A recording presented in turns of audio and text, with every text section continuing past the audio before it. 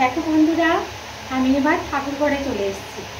সকালবেলা সমস্ত নারায়ণের জোগাড় টোগাড় করলাম, করে ব্রাহ্মণ পুজো করে গেলেন। তারপর এটা ধীরে সুস্থে আমি করছি। এই দেখো, এখানে আমার 14 শাক আছে। এই যে এই 14 শাকটাকে অর্ধেকটা আমি বাটির মধ্যে নিয়ে গঙ্গা জলে ধুয়ে নিয়েছি।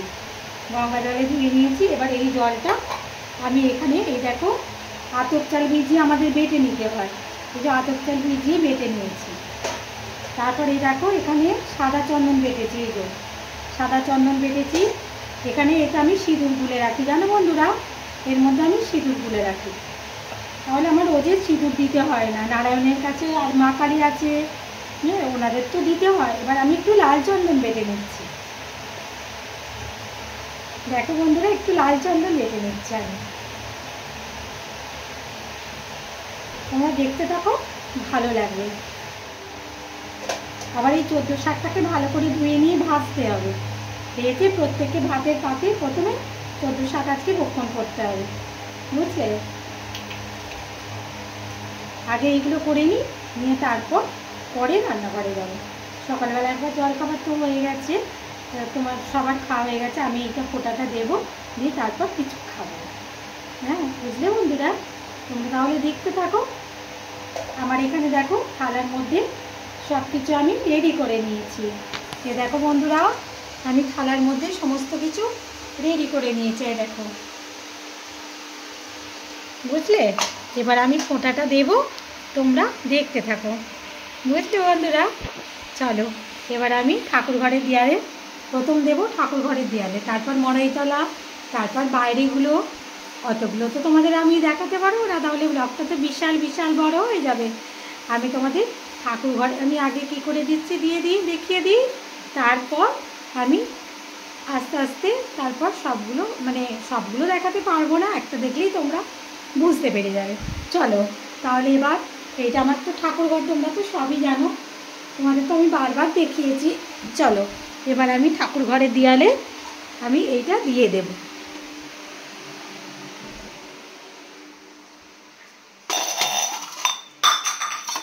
এই যে আমি এখানে রেখে দিলাম, দিয়ে দেখো, এবার আমি ঠাকুর ঘরের দেয়ালে কেমন করে দেবো তোমরা দেখতে থাকো।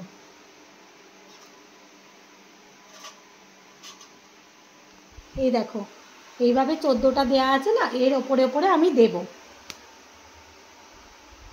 দেখো, এই দেখো, আর একবার নিই, সবগুলোকে একসাথে করে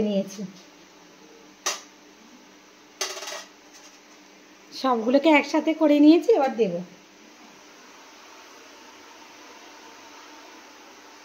এই দেখো বন্ধুরা,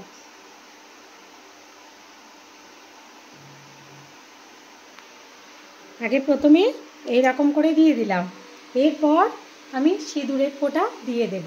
জানো, এইভাবে আমাদের এখানে সবাই করে, প্রত্যেককে এইভাবেই করতে হয়। দেখতে থাকো তোমরা, দেখো, কেউ স্কিপ করবে না কিন্তু ভিডিওটা, হ্যাঁ, তাহলে কিন্তু তোমরা পুরোটা বুঝতে পারবে না, বুঝলে।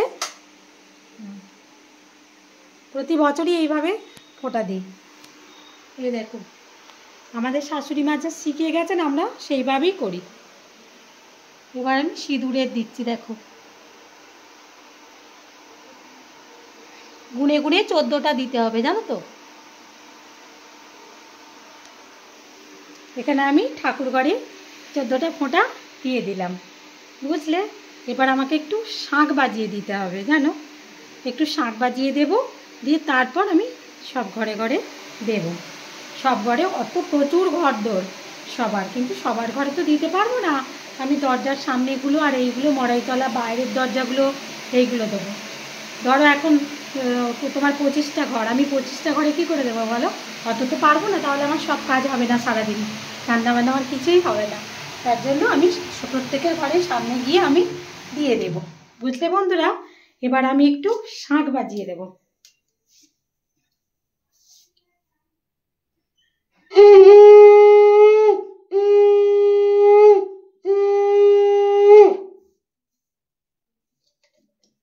ঠিক আছে, তোমরা দেখতে থাকো।